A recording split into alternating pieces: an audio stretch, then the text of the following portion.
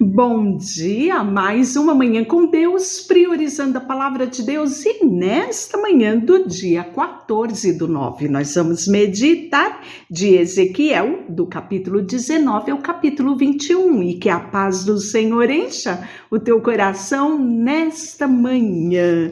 Capítulo 19 é um cântico fúnebre. Pelos reis de Israel.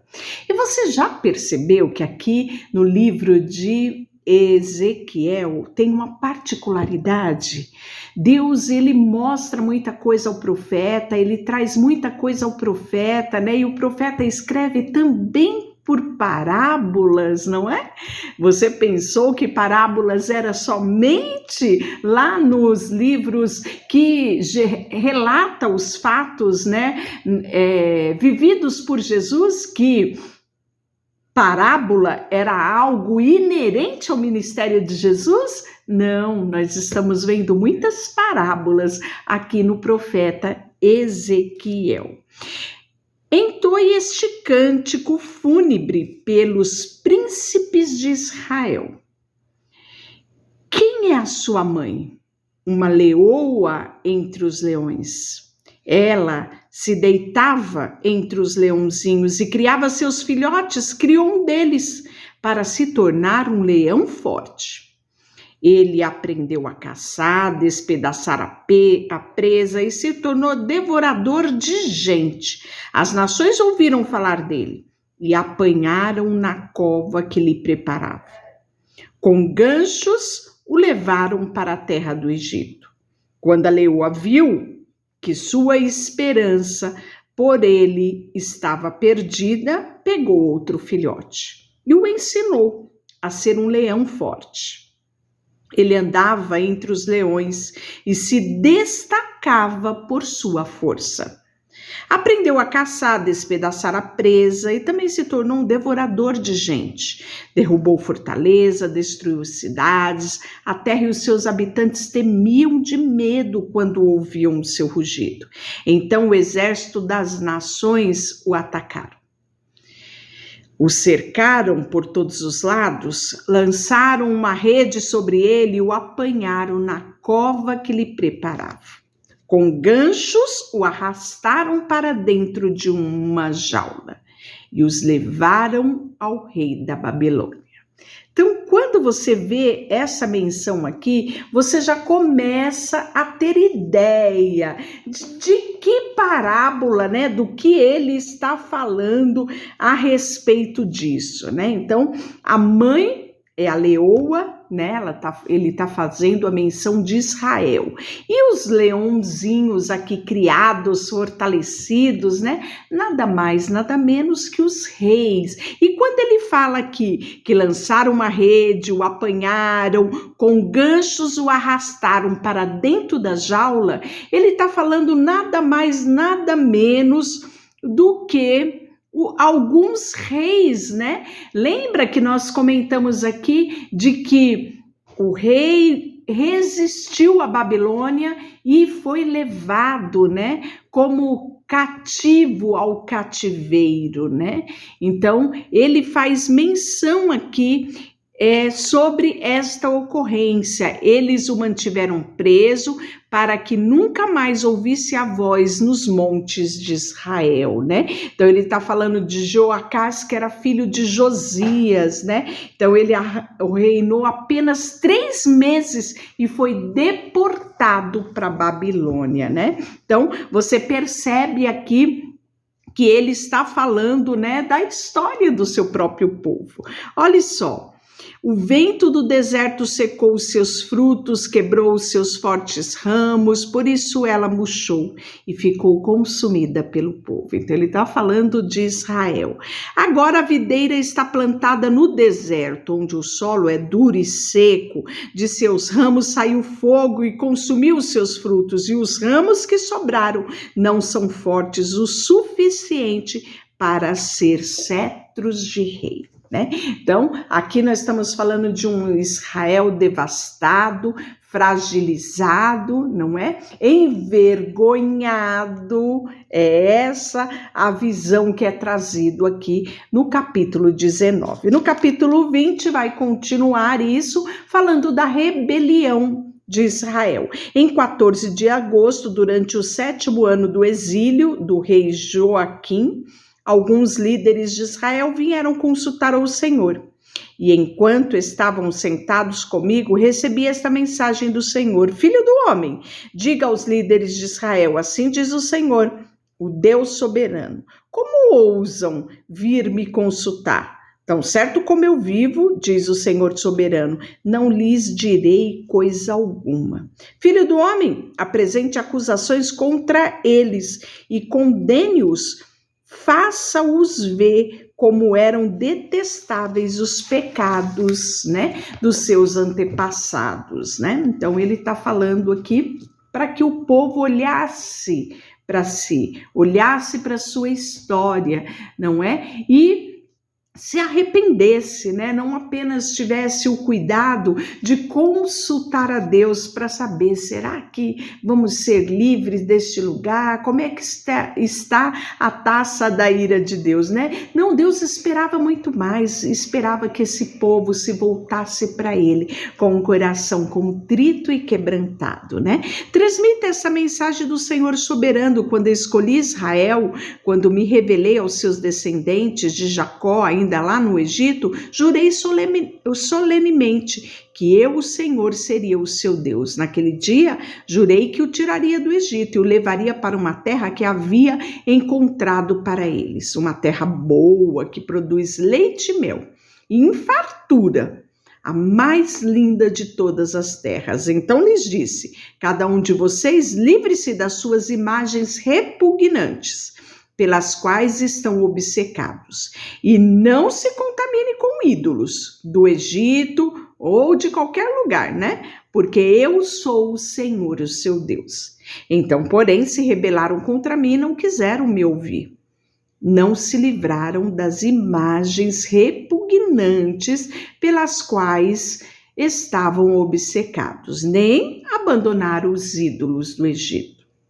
Mas por causa do meu nome não o fiz. Não permiti que o meu nome fosse desonrado entre as nações vizinhas, diante das que me revelei. Os tirei do Egito, os levei para o deserto, ali lhe dei os seus decretos, os seus estatutos, para que encontrassem a vida e praticá-los, né? Também lhes dei o sábado como um sinal entre mim e eles, para lembrá-los de que eu sou o Senhor e que os separei para serem santos. O povo de Israel, no entanto, se rebelou contra mim, não quis obedecer os meus decretos no deserto. A obediência lhes teria dado vida.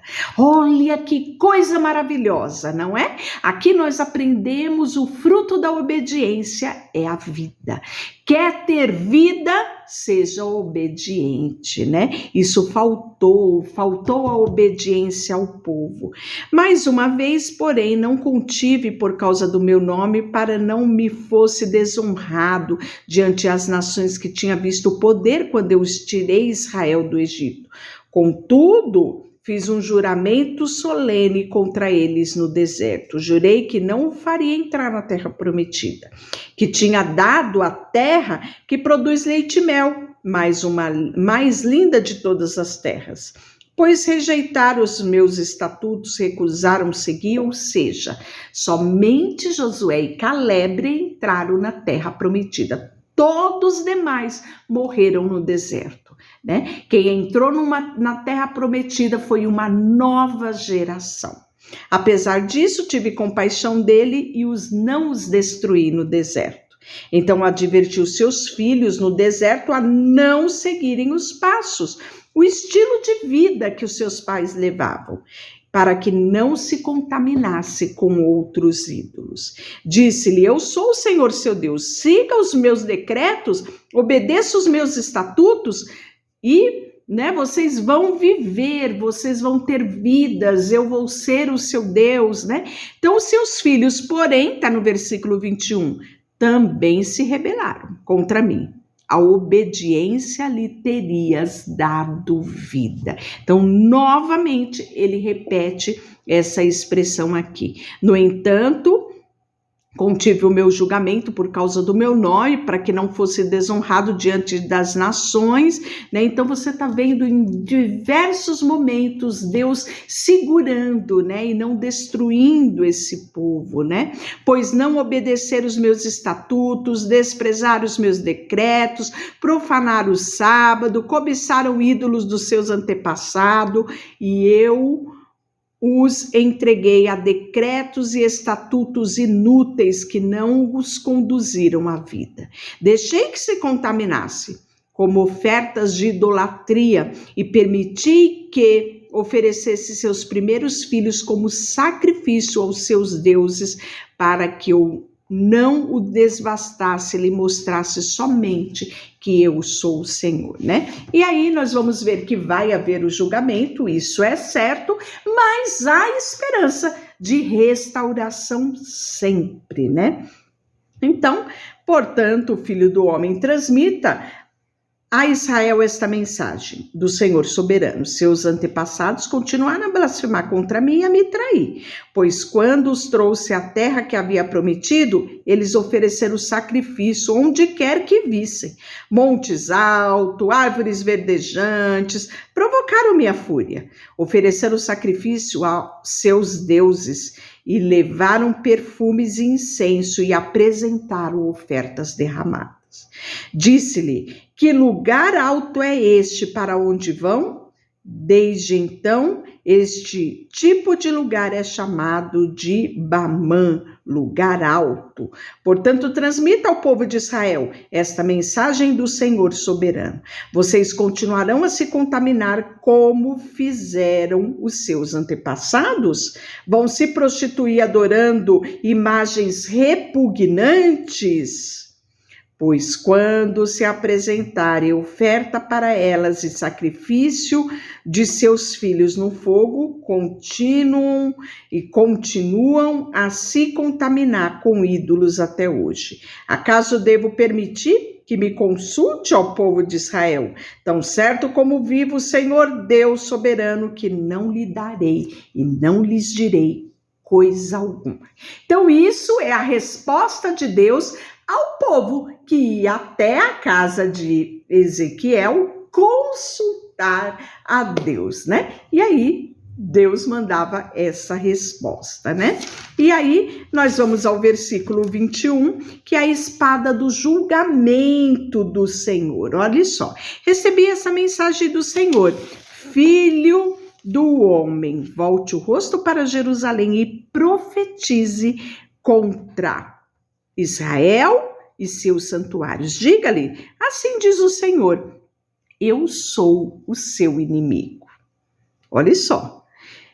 E estou prestes a tirar a espada da bainha para destruir o seu povo, né? Olha só, imagina, né? Eu acho que o coração do povo começou até a acelerar, né?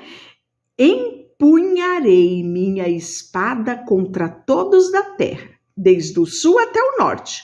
O mundo inteiro saberá que eu sou o Senhor, e a espada está em minha mão, e ela não voltará à bainha, né? Então, Deus por muito tempo reteve essa espada na esperança, né, de um arrependimento genuíno por parte de Israel. E sim, a espada está sendo afiada e polida, preparada para as mãos do carrasco, né? Então, quem é esse carrasco aqui? Nada mais, nada menos que o meu servo Nabucodonosor, né? Então, ele que vai executar esse juízo de Deus. Filho do homem, grite, lamente, bata as coxas em sinal de angústia, pois a espada matará o meu povo e seus líderes todos morrerão, né? Então, você já sabe toda a trajetória que nós já temos falado aqui de quão grande, né, foi a destruição. E aí ele fala, né, no versículo 23, mas o rei da Babilônia os lembrará de sua rebeldia, ele os atacará e os levará prisioneiro. Portanto, assim diz o Senhor soberano: repetidamente vocês me lembram de seus pecados e da sua rebeldia. Nem sequer tentam escondê-lo. Em tudo o que fazem, seus pecados ficam evidentes, por isso chegou a hora do castigo. E aí ele fala: tira a coroa coberta de joias, tire o antigo sistema que está para mudar. Os humildes serão exaltados, os orgulhosos humilhados. Destruição, destruição. Certamente destruirei o reino e não será restaurado até que venha aquele que tem o direito de julgá-los, então o entregarei a ele. Deixa eu orar por você, Senhor, nesta manhã. Colocamos diante de Ti o nosso coração, a nossa vida. Ajuda-nos a reconhecer, sabe, o nosso pecado. Ajuda-nos a ter um coração contrito e quebrantado. Ajuda-nos a ter uma vida rendida aos Teus pés. Aprendemos com todas essas situações. Aprendemos que carecemos do Senhor todos os dias para vivermos aqui nessa terra com propósito. Colocamos diante de Ti tudo que temos e tudo que somos, em nome de Jesus. Amém. Deus te abençoe.